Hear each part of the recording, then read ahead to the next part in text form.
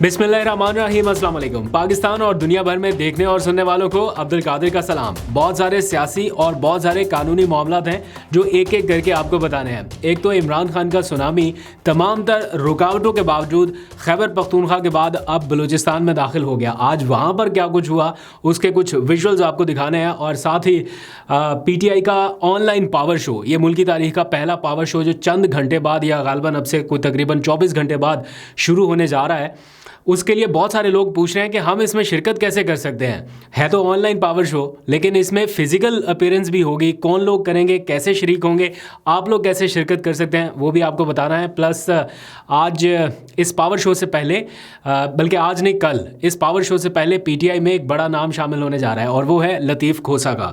लतीफ़ खोसा ने PTI में बाकायदा शमूलियत का फ़ैसला कर लिया। कल प्रेस कॉन्फ्रेंस होगी, PTI के वकला ने खुशामदीद भी कह दिया। इस बारे में क्या तफसीलात है वो भी बतानी है। और फिर the most important, Imran Khan के 3 केसेस जिनके बारे में बहुत सारा अब हाम है कि रोज़ पता चलता है कि इस केस में, इस केस में, इस केस में। तो ये जो कन्फ्यूजन है ये सारी दूर करने के लिए आखिर में आपको बताऊंगा कि इमरान खान के मेन 3 केसेस और आगे होने क्या जा रहा है। फैसला कुन मरहले में दाखिल हो गया है। ये हफ्ता उनके 3 केसेस के हवाले से बहुत अहम होगा, वो भी डिटेल आपको बताऊंगा। लेकिन पहले शुरू कर लेते हैं बलूचिस्तान कन्वेंशन के हवाले से। खैबर पख्तूनख्वा में जो कुछ हुआ उसके बाद ये अटैम्प्ट की जा रही है कि ये सिलसिला खैबर पख्तूनख्वा में तो रोका नहीं जा सकता। तमाम तर कोशिशों के बावजूद ये अप्लाई करके देख ली सारी कोशिशें और ये हकीकत है कि पख्तूनख्वा में नहीं काबू किया जा सकता PTI का सुनामी। तो इसलिए यहाँ तो जो चल रहा है चलता रहे, लेकिन किसी और जगह पर ऐसी सिचुएशन ना देखने को मिले उसके लिए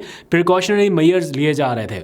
पंजाब में देखा शेर अफजल मरवत आए जैसे ही तो गिरफ्तार हो गए कि पंजाब में कहीं वो वाला मोमेंटम ना क्रिएट हो जाए। फिर बलूचिस्तान का भी डर था। कल शुएब शाहीन पहुंचे तो उनके साथ क्या हुआ वो आपने सूरत हाल देखी। और आज जहाँ पर कन्वेंशन था वहाँ एक अजीबोगरीब सी फ़िज़ा बना दी गई कि जनाब जो स्टेज है वो नहीं लग सकता, जो कुर्सियाँ लगाई गई वो उखाड़ दी गई। हालांकि गुज़िश्ता रात ही इलेक्शन का शेड्यूल जारी हुआ और चीफ इलेक्शन कमिश्नर ने कुछ रिपोर्टर्स के साथ रिपोर्टेडली ये बात करते हुए बताया, मैं तो नहीं था वहाँ पे, लेकिन रिपोर्टेडली कहा गया कि जब तक इलेक्शन का शेड्यूल जारी नहीं हो जाता तो कैसे इंश्योर किया जा सकता है कि सबको लेवल प्लेइंग फील्ड मिले। अब सबको मिल सकती है, अब वो कोशिश उन्हें करनी चाहिए थी।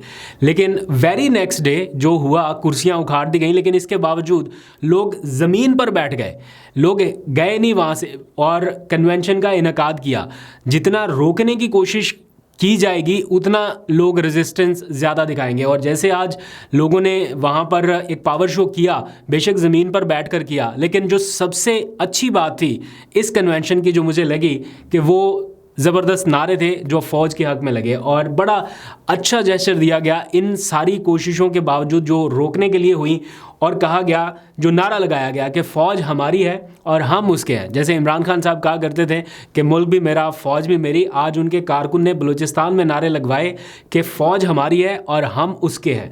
और फिर ये भी कहा गया कि कल भी पाकिस्तान जिंदाबाद था, आज भी पाकिस्तान जिंदाबाद है और यही नारा लगा रहे हैं। लेकिन एक सवाल उन्होंने पूछा कि इन सब के बावजूद हमें गद्दारी का लेबल क्यों लगाया जा रहा है। ये वहाँ के लोग क्वेश्चन कर रहे हैं या पूछ रहे हैं कि हम पर जो पर्चे हो रहे हैं गद्दारी के, ये क्यों हो रहे हैं इन सारी चीज़ों के बावजूद भी, कि जब हम अपने इदारों के साथ खड़े हुए हैं, पाकिस्तान जिंदाबाद का नारा लगा रहे हैं, तब भी क्यों। तो इस सवाल का जवाब कौन देगा मुझे मालूम नहीं है, लेकिन ये मोमेंटम जो क्रिएट हुआ है ये कन्वर्ट हो रहा है इनटू ऑनलाइन जलसा। ग्राउंड पर तो सिचुएशन है ही है, ऑनलाइन जलसा या वर्चुअल जलसा जो कल होने जा रहा है रात 9 बजे के बाद। अब उस जलसे के लिए बहुत सारे लोग क्वेश्चन कर रहे हैं कि हम उसमें कैसे शिरकत कर सकते हैं। जो तो ओवरसीज़ पाकिस्तानी है या वहाँ की जो मुकामी तंजीमें हैं वो तो फिज़िकल अपीयरेंस भी करेंगी, कहीं ना कहीं किसी जगह पे इकट्ठे होंगे जिनको दिखाया जाएगा या उनकी अपीयरेंस होगी इस ऑनलाइन जलसे में, क्योंकि इसकी जो ब्रॉडकास्ट है ये सारे सोशल मीडिया प्लेटफॉर्म्स पर होनी है जो PTI के हैं। उसके लिए बड़े पैमाने पर तैयारियां उनकी सोशल मीडिया टीम कर रही है, बाहर से बैठ के लोग कर रहे हैं, यहाँ से भी कोऑर्डिनेशन जारी है।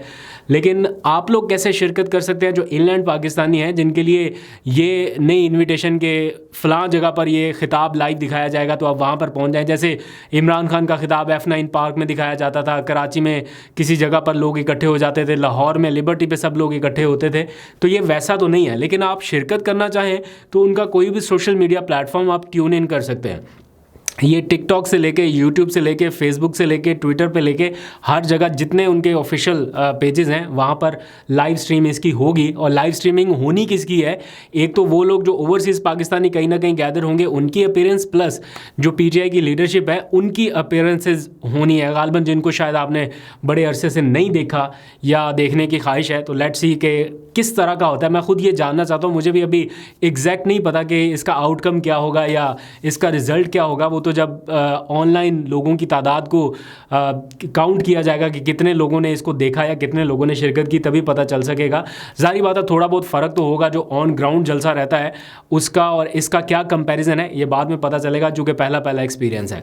आगे बढ़ते हैं। लतीफ़ खोसा इसी जलसे से पहले पीटीआई में शामिल होने जा रहे हैं और कल एक 2 बजे के करीब या 3 बजे के करीब उन्होंने प्रेस कॉन्फ्रेंस लाहौर में बुला ली है और उसका इनविटेशन भी जारी कर दिया गया है। और पहले तो ये बताया गया था कि लतीफ़ खोसा एक अहम प्रेस कॉन्फ्रेंस करने जा रहे हैं, लेकिन पीटीआई के वकला ने बाकायदा ट्वीट करके उनको पीटीआई में शामिल करवा दिया है और उनको खुशामदीद कह दिया है कि पीटीआई में आपको खुशामदीद कहते हैं। दैट मीन्स के फ़ैसला हो चुका। लतीफ़ खोसा अपने वकला दोस्तों के साथ ये चीज़ डिस्कस कर चुके हैं और अब कल से गालबन वो बाकायदा पाकिस्तान तहरीक इंसाफ का हिस्सा बन जाएंगे। पीटीआई का कल सुप्रीम कोर्ट के फैसले के ऊपर क्या रद्दअमल है वो बताने से पहले मैं इमरान खान के केसेस की कुछ डिटेल आपको बताना चाहता हूँ। ये बड़ा इंपॉर्टेंट पॉइंट है आप लोगों के जानने के लिए, समझने के लिए, बिकॉज कन्फ्यूजन रहती है जब टीवी के ऊपर खबरें चलती हैं ना कि तोशाखाना केस में इमरान खान की गिरफ्तारी, या तो वो कंफ्यूज हो जाता बंदा कि तोशाखाना में तो ऑलरेडी उनको सज़ा हुई, वो ऑलरेडी नाअहल करार दिए गए, अब कौन सा तोशाखाना है, कितने तोशाखाना है, तो क्वेश्चन तो रेज होता है। तो मैं आपकी कन्फ्यूजन दूर कर देता हूँ। इस वक्त आपको फोकस करना है इमरान खान के 3 मेन केसेस के ऊपर, आपको भी और जो उनके सियासी मुखालफिन है वो भी इन्हीं 3 केसेस के ऊपर फोकस किए हुए हैं। पहला केस है तोशाखाना का नैब केस। जो पहले जिसमें सज़ा हुई है वो तोशाखाना फौजदारी केस था जो इलेक्शन कमीशन ने बनाया था और उसमें इमरान खान के ख़िलाफ़ केस चला, नाअहली हुई और अभी जो भी एपिसोड हुआ। लेकिन एक केस तोशाखाना तहाइफ के मामले में नैब ने भी बनाया है, उसे कहते हैं तोशाखाना नैब केस। एक तो वो है, उसमें क्या हो रहा है कुछ ही देर में बताता हूँ। दूसरा केस है 190 मिलियन पाउंड केस या अलकादर ट्रस्ट केस जिसे आप कहते हैं, और तीसरा है साइफर केस। अब इन 3 केसेस में होने क्या जा रहा है, पहले तोशाखाना नैब केस के बारे में बता देता हूँ। तहाइफ का ये केस है और अगर मेरिट की बात की जाए तो कानूनी तौर पर ये उसूल है कि एक ही जुर्म में अलग अलग केसेस नहीं बन सकते या अलग अलग सज़ा नहीं हो सकती। अगर एक ही जुर्म में इमरान खान को इलेक्शन कमीशन के फौजदारी केस का सामना करना पड़ा, उनकी नाअहली हुई, गिरफ्तारी हुई, फिर बाद में सज़ा मुअत्तल हुई, एक बार हो गया, अब उसमें अलग अलग केसेस नहीं बन सकते। तो ये कानूनी तौर पर एक मेरिट है जिसको तमाम अदालतें जो है वो महफूज खातिर रखती हैं। लेकिन नैब ने ये केस बनाया, अब इसमें उनकी एक गिरफ्तारी हुई, गिरफ्तारी के बाद उनका जिस्मानी रिमांड हुआ। अब दोबारा से जिस्मानी रिमांड की जब इस्तदा की गई तो अदालत ने मुस्तरद कर दी। नैब अदालत ने उनके जिस्मानी रिमांड की इस्तदा मुस्तरद करके उनको जुडिशल रिमांड कर दिया। दैट मीन्स कि अब इमरान खान ज़मानत बाद अज़ गिरफ्तारी के लिए अप्लाई कर सकते हैं, जो कि मेरा ख्याल है मंडे को अप्लाई हो जाएगी या बहुत लेट हुआ तो ट्यूसडे को। मेरा ख्याल है इसमें देर होनी नहीं चाहिए, मंडे को अप्लाई हो जानी चाहिए। दूसरा केस है 190 मिलियन पाउंड केस। अब इसमें इमरान खान साहब की ज़मानत दायर की जा चुकी है और गालबन 20 दिसंबर को इसकी समाअत होनी है। आई एम नॉट श्योर, लेकिन यही कोई आसपास इसकी तारीख बनती है। अब इसमें ज़मानत उनकी इसलिए भी हो सकती है बिकॉज उनका जो ट्रायल है वो बहुत तेज़ी से आगे बढ़ नहीं रहा। जैसे साइफर में तो बहुत तेज़ी से ट्रायल चल रहा है ना, लेकिन 190 मिलियन पाउंड केस में उनका ट्रायल आगे इसलिए नहीं बढ़ रहा कि उसमें जो FIR है, जो सारा मामला है, उसमें मलक रियाज भी इन्वॉल्व होते हैं, उसमें जुल्फ़ी बुखारी का नाम भी लिया जाता है, उसमें फरा गोगी का नाम भी लिया जाता है। तो कुछ लोग हैं जो बैरून मुल्क हैं, कुछ अगर यहाँ पर भी हैं तो वो इतने पावरफुल हैं कि उनकी तरफ अभी हाथ बढ़ा ही नहीं है, बल्कि वो भी यहाँ पर नहीं है, वो भी बैरून मुल्क हैं। तो इसलिए उसका ट्रायल बहुत तेज़ी से आगे नहीं बढ़ने वाला, तो उसमें भी उनकी ज़मानत के वसी इम्कानात हैं। अब आ जाएँ जो मोस्ट इम्पॉर्टेंट केस है साइफर केस, जिसकी नशर व इशात पर पाबंदी है। जब उसका ट्रायल होगा तो देखेंगे कि कैसे उसको रिपोर्ट करना है। लेकिन उसकी जो ज़मानत का मामला है वो मैंने कल भी बताया था कि सुप्रीम कोर्ट में पहुँच चुका है। दूसरी हेयरिंग होने जा रही है इस केस की। पहली हेयरिंग में नोटिस होते हैं तमाम को, और अब 22 दिसंबर को इस केस की समाअत होने जा रही है और 3 रुकनी बेंच जो है वो सुनेगा सरदार तारिक मसूद, जस्टिस मंसूर अली शाह और जस्टिस अतर मिनुल्लाह। ये 3 जो रुकनी बेंच है वो इस केस की समाअत करेगा। मामला समझ ले कि लास्ट स्टेज पे है। अगर यहाँ से रिजेक्ट हो गया इमरान खान की ज़मानत तो बड़ी मुश्किलात हो जाएंगी। तो यहाँ से सुप्रीम कोर्ट से, अब चूँकि ट्रायल कोर्ट उनकी ज़मानत मुस्तरद कर चुकी है, हाई कोर्ट उनकी ज़मानत मुस्तरद कर चुकी है, अब ये आखिरी दरवाज़ा है सुप्रीम कोर्ट का। अगर यहाँ से भी मुस्तरद हो गई तो फिर इमरान खान साहब के लिए या PTI के लिए बहुत ज़्यादा मुश्किलात होंगी। इसलिए सुप्रीम कोर्ट से उनकी ज़मानत मिलना बड़ा ज़रूरी है। अब 22 दिसंबर को क्या होता है वो आपको अपडेट करेंगे। तो ये इमरान खान के 3 केसेस की सिचुएशन थी। जो कल सुप्रीम कोर्ट का फैसला आया ROs DROs के हवाले से, फैसला लाहौर हाई कोर्ट का मुअत्तल हुआ, उसके ऊपर PTI का रद्द-ए-अमल आया है, इब्तदाई रद्द-ए-अमल। वो रद्द-ए-अमल PTI के चेयरमैन बैरिस्टर गौहर की जानिब से आया और उन्होंने कहा कि हम फैसले का एहतराम करते हैं लेकिन उससे मुतमिन नहीं है, क्योंकि फ्री एंड फेयर इलेक्शन कराने के लिए अगर कोई पिटिशन डालता है और उसे तौहीन अदालत का नोटिस हो जाए तो फिर कल को कौन जाएगा अदालतों में साफ शफाफ इंतखाबात के हसूल के लिए। वो कहते हैं कि मकसद किसी सूरत किसी तौर पर इंतखाबात में इल्तवा या जमहूरियत को डिरेल करने का नहीं था, सिर्फ साफ और शफाफ इंतखाबात कराना चाहते हैं। और अगर इन्हीं ROs DROs डिप्टी कमिश्नर्स के थ्रू ही इलेक्शन कराना है तो बलूचिस्तान की आज की ताज़ा सूरत हाल आपके सामने है।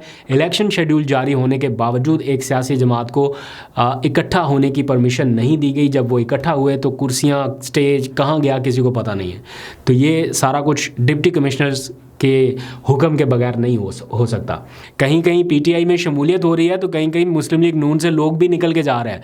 आज ही के दिन की 2 खबरें हैं, एक हैवी वेट PTI में शामिल हो रहा है और एक हैवी वेट शाहिद खाकान अब्बासी मुस्लिम लीग नून छोड़ के जाने वाले हैं। ये इतलात आज सोशल मीडिया पर और मीडिया पर भी बल्कि ब्रॉडकास्ट हुई कि उन्होंने फैसला कर लिया कि वो मुस्लिम लीग नून के टिकट से इलेक्शन नहीं लड़ेंगे और नून लीग को अलविदा कह के वो किसी नई पार्टी को बनाएंगे, ज्वाइन करेंगे बाद में इलेक्शंस के बाद। वो इस बात का एतराफ़ खुद भी कई बार कह चुके हैं कि जनाब मैं अपने आप को फ़िट नहीं समझता इस सिस्टम में। और सरदार मेहताब अब्बासी जिनका ताल्लुक मुस्लिम लीग नून से है और बहुत डाई हार्ट उनके देरीना वर्कर, देरीना कारकुन रहे और बहुत लंबे अरसे से उनकी एसोसिएशन थी, उन्होंने भी PMLN को खैराबाद कह दिया और आज़ाद हैसियत में इलेक्शन लड़ने का फ़ैसला किया है।